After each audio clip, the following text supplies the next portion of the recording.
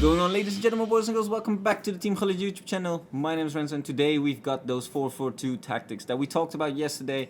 And yeah, the post-patch, it's become a totally different game in terms of tempo, I guess, and a bit of passing.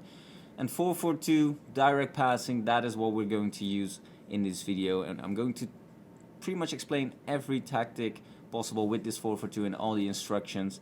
So yeah, just take it for whatever you like. If you use 4-4-2, this is going to work wonderfully after the patch. So like always, just sit back, relax, and enjoy.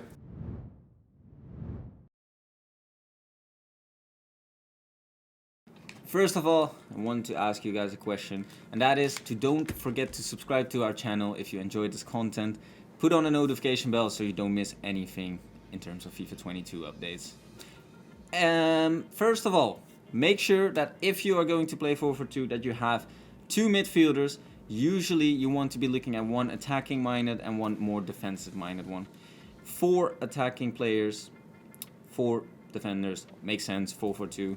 But the attacking players, you want to have fast wingers, 90-95 plus pace, decent skill moves, doesn't matter, and 2 strikers that, well, preferably have 5-star weak foot. Skill moves, it's up to you, personal preference. If you like 5-star skills, 4-star skills, 3-star skills.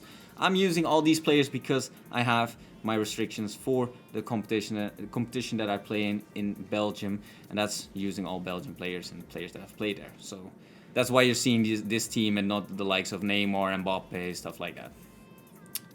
First of all, tactic-wise, you want to use balance and you want to use the defensive width between 60 or 40. And I'm going to explain this because if you're playing 4-2-3 against somebody that's playing 4-2-3-1, they usually attack down the wings. And you can treat this in 2 different ways. You can treat this like, okay, he's having the possession on the wings, not dangerous, I want to keep the middle pretty tight. So you can play with like 40 depth, or width, I should say.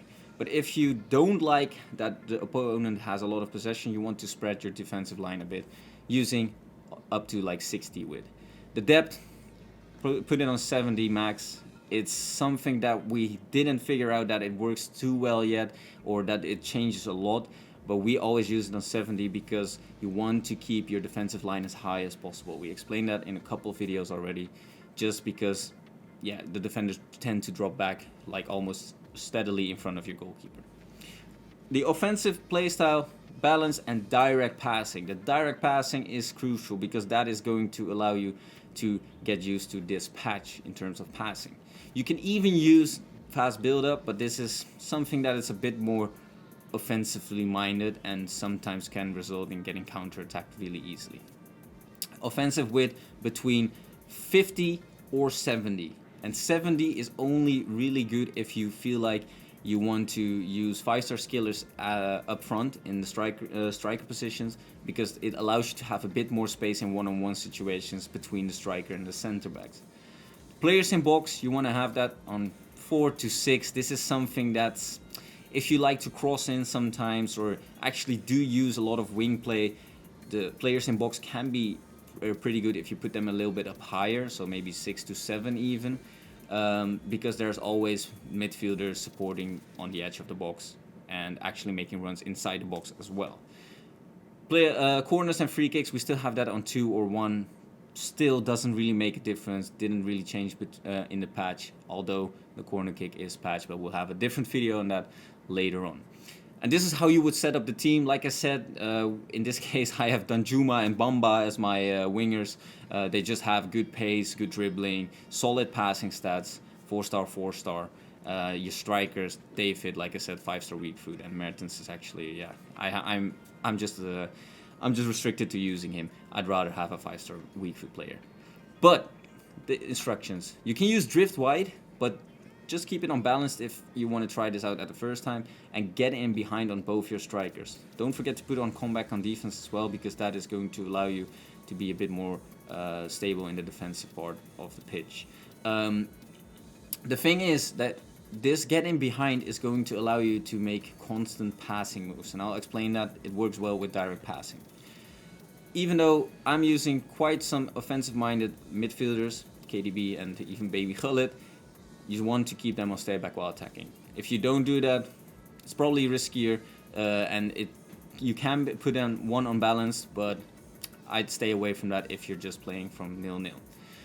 The wingers, come back on defense, no further instructions. You can maybe experiment with getting behind or get into the box for cross, but I'd rather have it more balanced because direct passing is already kind of pushing these outside midfielders into moving forward directions.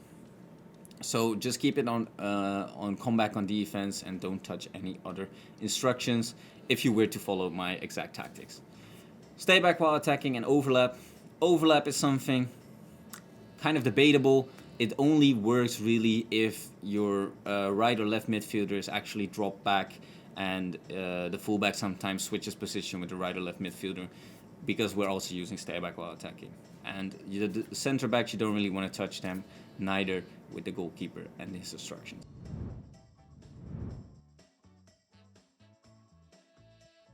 So, a quick summary of how you should be playing this formation, and this is gameplay that is it's been recorded with the worst players ever, because this is like one of the challenges that you have to do in order to complete some of the Team of the Year objectives.